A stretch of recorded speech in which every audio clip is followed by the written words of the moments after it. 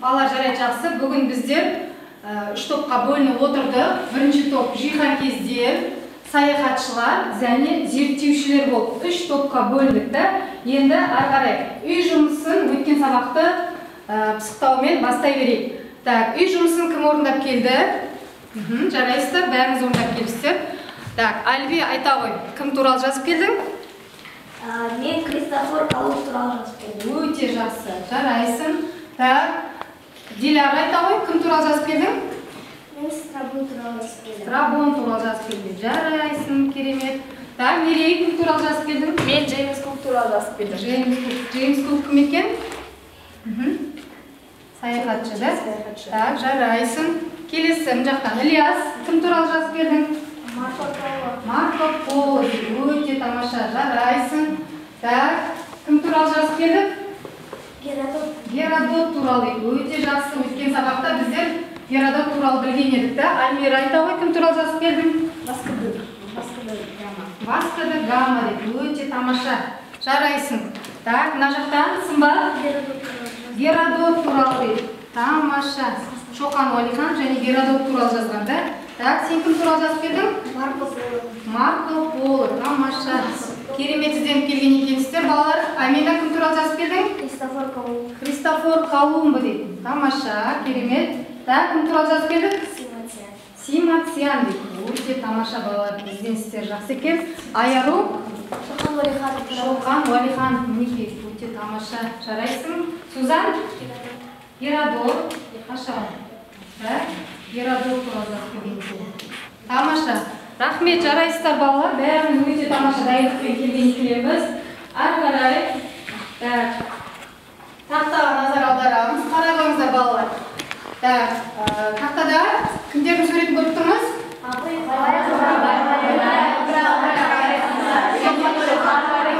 Ал осы ұлы адамдардың қайсысының бүгінгі сабаққа қатысы бар деп ойлайсыз? Тамаша. Так, Шоқан Уәлихан, ал неге деп ойлайсыз? Неге қатысы бар Шоқан Уәлихан? Я, айта ғой? Шоқан Уәлихан саяхаттаушы адам. Саяхатшы екен да, саяхаттаушы адам дейді. Ал енді Шоқан Уәлихановтың саяхатшылығының бүгінгі біздің қазақ тілге қатысы қандай? Я, Диляр, айта ғой? Бізді өтіп отырған тараудың аты саяхатшы және... Саяхат және демалыс деп аталады. Өте тамаша. Саяхат және демалыс. Олай болса, бүгінгі сабақтың тақырыбын күннің жатысын жазып қояйық. Бүгін мамырдың 6-сы қазақтың тұңғыш жиһан кезі деп дәптерімізге жазып алайық.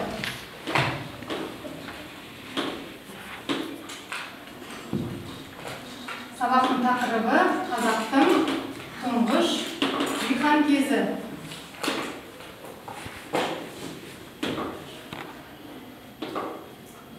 Жарайсыздар балдар. Мен сіздерге жаза беріңіздер дәптеріңізге, мен сіздерге бүгінгі сабақтың оқу мақсатын және критерияларын таныстыра кетейін. Бүгін біздер бірінші оқу мақсат тыңдалған мәтін мазмұны негізінде сұрақтарға жауап беру, көтерілген мәселе бойынша өз ойын білдіру деген оқу мақсатымен жұмыс жасаймыз және төл сөз, төлеу сөз, автор сөзінің жасалу жолдары, қызметін білу, төл сөзді төлеу сөзге айналдыру. Екінші мақсаты келесі төл сөз, төлеу сөз, автор сөзінің тыныс белгілерін дұрыс қолдану. Біздер өткен сабақта төл сөз, автор сөзінің тыныс белгілерін таныстық па? Білеміз бе? Білеміз. Олай болса, бүгінгі дағдыларымыз тексереміз осын. Қалай меңгергенбіз және осы төл сөзді неге айналдырамыз? Төлеу сөзге. Қараңыздар, қандай дағдыларды жүзеге асырамыз? Тыңдалған мәтін мазмұны негізінде сұрақтарға жауап береді, көтерілген мәселе бойынша өз ойын білдіреді, төл сөз, төлеу сөз, автор сөзінің жасалу жолдарын қызметін біледі және төл сөзді төлеу сөзге айналдырады, төл сөз, төлеу сөз, автор сөзінің тыныс белгілерін дұрыс қолданады деген бағалау критериялар бойынша біздер бүгін бағаланатын боламыз. Олай болса, мен қазір сіздерге мынадай сұрақтар қоямыз, осы сұрақтарға жауап бере қоямыз. Жиһан кез дегеніміз кім? Кім айтады? Альмира айта ғой? Жиһан кез деген саяхатшы, елдерді аралайтын адам, оның мақсаты оны зерттеу және Олар туралы көпшілік. Өте тамаша, жарайсың. Ал қазақтың тұңғыш жиһан кезін білеміз бе? Кім екен? Тамаша, бүгін сабақтың тақырыбы бойынша біліп отырмыз, иә? Жиһан кезі болу үшін не істеу керек деп ойлайсыз? Қандай дағдылар болу керек? Мадина жауап бере ғой. Ең бірінші жиһан кезі болу үшін адам тілін білу керек және де картаны меңгеру керек, да? Айназар, тағы не қосасың Мадинаға? Жетінші суретші Жақсы, өте тамаша. Тағы кім қосады? Иә, Айдана қоса ғой. басқа елдерге саяхаттау үшін олардың тілдерін және олар қандай ұстанымды ұстанады соларды білу керек. Білу керек. Қазір ол елге саяхат жасау арқылы осылардың бәрін не істейміз? Танып, білетін боламыз. Ал біздің суретімізде кім бейнеленген екен? Олай болса біздер оның бүгін Шоқан Уәлихан туралы жақсы мәліметтерді біліп шығатын боламыз. Ал енді мұқият тыңдаңыздар. Шоқан Уәлиханов кім? Ол қай жерде оқыды? Шоқан қандай атақты саяхаттарға шықты? Оның ең жақын досы кім? Шоқан қай жерде жерленген? Сұрақтарға жауап берейік. Шоқан Уәлиханов кім? Шоқан Шыңғысұлы Уәлиханов 1835 жылы қараша айында қазіргі Қостанай облысы Құсмұрын бекінісінде дүниеге келген. Азан шақырып қойған есімі Мұхаммед Қанапия. Балалық шағы алдымен Құсмұрында, кейін атамекені Сырымбекте өткен. Шоқанның аталары Қазақ хандығындағы ең ұлы ханның бірі Абылай хан, Абылай ханнан Уәли хан. Уәли ханнан Көкшетау және Құсмұрын округтерінің алғашқы аға сұлтаны болған Шыңғыс сұлтан тараған. Шоқан Шыңғыс сұлтанның ұлы. Шоқанның жастайынан білім ғылымға жақын болуына әкесі Шыңғыстың әсері зор болды. Орыс ұлтының зиялы қауым өкілдерімен жақын араласқан Шыңғыс баласының оқып, білім алу үшін барлық жағдайды жасады. Жеті жұрттың тілін білуге тиісті хан тұқымы болғандықтан Қыпшақ, Шағатай, Араб, Ұйғыр, парсы тілдерін меңгерді. Ал балалар, біздер Шоқан Уәлиханов туралы толық мәлімет алдық. Тыңдалым бойынша енді келесі аудио тыңдалым жүргіземіз сіздерге. Осы бірінші тапсырманы жеке жұмыс ретінде әр оқушы өзі жеке орындайды. Мәтінді, аудио мәтінді тыңдау кезінде біздер нені жазып аламыз дәптерімізге? Тірек сөздер жазып аламыз және болғаннан кейін бала Шоқанның бойында болашақ саяхатшыға қажет қандай қасиеттер бар екенін жазып аламыз. Дескриптορға көңіл аударамыз балалар. Мәтінді мұқият тыңдайды, тірек сөздерді жазады және қабілеттерін анықтайды. Яғни осы 3 дағдыны толық жүзеге асыратын болса, біздер қанша балл аламыз? 3 балл алатын боламыз. Бастаймыз. Қаламызды аламыз, бірінші тапсырма дейміз. Аудио мәтін бойынша тірек сөздер тереміз. Қазақтың тұңғыш жиһан кезі. Екінші тапсырма. Мұхаммед Қанафия Шыңғысұлы Уәлиханов 1835 жылы Қостанай облысының Құсмұрын жерінде туған. Әжесі бала күнінде Шоқаным деп еркелетіп айтқандықтан Шоқанды тап кеткен. Жарайды, жақсы балалар. Тыңдалған аудио мәтін бойынша тірек сөздерімізді жазып болсақ, кім оқиды? Қанекей? Жарайды, Аннель оқи ғой. Қалғанымыз тексеріп отырамыз, өзіміздің жұмысымызды салыстырып. Аңыз Сұлтан әулеті ертегі араб парсы шағатай тілдері, сурет, топограф, геодезист, Сібір кадет корпусы, әскери сабақ, физика, философия. Өте тамаша, жарайды. Кім? Бәріміз жаздық ба? Өте тамаша. Енді Шоқанның бойындағы қабілеттер, жиһан кезге қатысты, Айназар оқи ғой? Шоқан Уәлихан тілге бай, сенімді, жиһанкеш, зерттеуші, суретші, ақылды. Өте тамаша. Барлығымыз жаздық па? Жарайды, жақсы. Олай болса, дескрипторға, тақтадағы дескрипторға назар аудара отырып, өзіміз бағдарша мәтісімен бағалап жіберейік. Егер 3 дағдыны түгел жүзеге асырса, жасыл. Егер жартылай орындаған болсақ, сары. Көтереміз түгел. Тамаша, бәріміз орындаған екенбіз. Балалар, келесі тапсырмамыз жұптық жұмыс ретінде орындалады. Саяхатшы қоржыны әдісі бойынша қазір біздер мәтін жаңағы тыңдаған аудио мәтініміздің мазмұны бойынша 2 сұрақ қоямыз. жұбымызға жұптасып. Келесі оқушы, бірінші оқушыға 2 сұрақ қояды, сол 2 сұраққа жауап береміз. Үшінші, көтерілген мәселе бойынша өз ойларыңызды, пікірлеріңізді дәлелдермен келтіретін боласыз. Енді тақтадағы дескрипторға назар аударыңыздар. Мәтін бойынша 2 сұрақ құрастырады, жұбының сұрағына жауап береді және өз ойын дәлелдер келтіріп жауап береді деген 3 дағдыны жүзеге асыратын болса, онда неше балл аламыз? 3 балл. Қазір бір-біріңізді бағалайтын боласыздар. Осы дағдыларға мұқият назар аударып отырыңыздар. Дайынбыз ба? Иә. Жұп құрып, жұптасып орындайтын боламыз. Бастаймыз.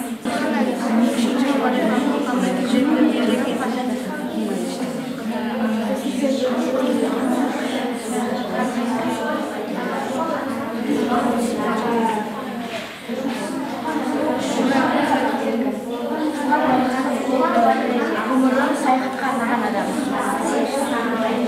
Ол қандай мектепте келеді? Ол қарсыға араб машақатын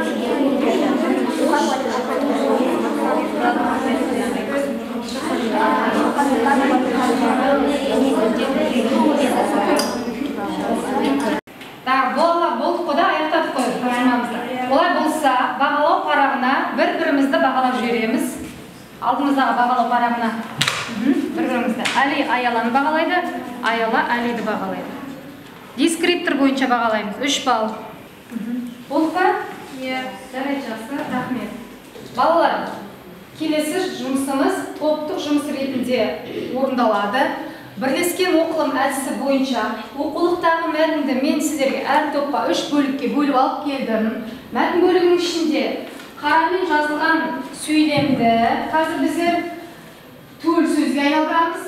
Ол төл сөзді төлеу сөзге айналдырып орындайтын боламыз. Топпен бірлесіп, ақылдасып алып, бірге орындаймыз. Дескрипторға назар аударайық. Берілген сөйлемді төл сөзге айналдырады, төл сөзді төлеу сөзге айналдырады және төл сөз, төлеу сөз, автор сөзінің тыныс белгілерін дұрыс қолданады деген дескриптор бойынша бағаланамыз. Қанша балл? 3 баллмен бағалайтын боламыз. Ал жұмысымызды бастайық.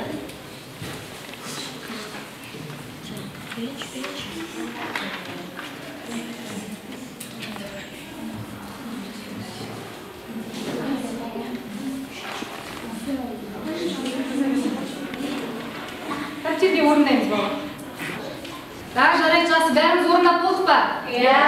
Жарайды, жақсы, онда кім оқиды? Аяру жазғанды оқи ғой. Семенов, Тяншанский, Шоқан Уәлиханов орыс географиялық қоғамының толық мүшелігіне қабылдансын деді. Семенов, Тяншанскийдің ұсынуымен Шоқан Уәлиханов орыс географиялық қоғамына қабылданғанын жеткізді. Өте тамаша. Дұрыс па? Иә. Жарайды, жақсы. Олай болса, біз қазір қасымыздағы жұмымыздың жұмысын тексеріп бағалап қоямыз бағалау парағына. Ауыстыра қояйық дәптерімізді бағалау парағына бағалап жібереміз.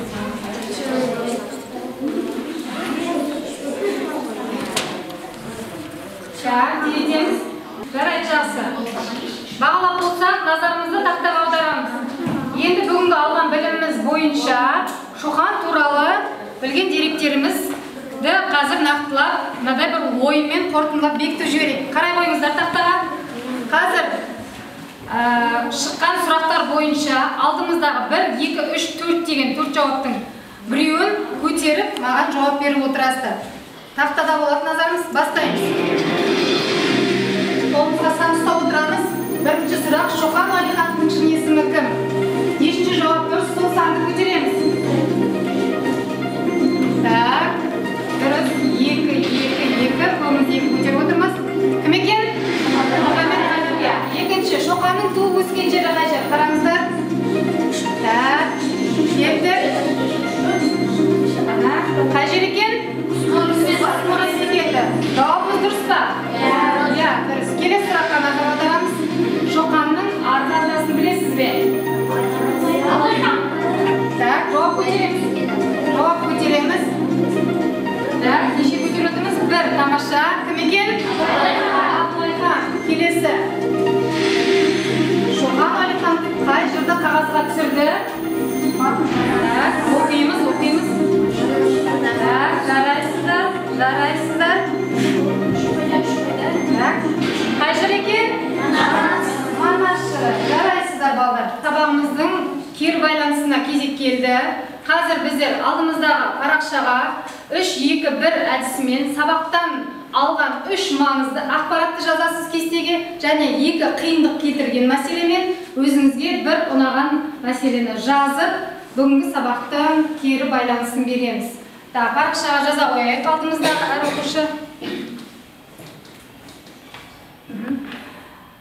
Дайын болған оқушы өзінің кері байланысын бір оқушыға, 2 оқушыға оқыта қояйын. Бітірген оқушылар қол көтереміз. Жарайды, Мерей, оқи қой.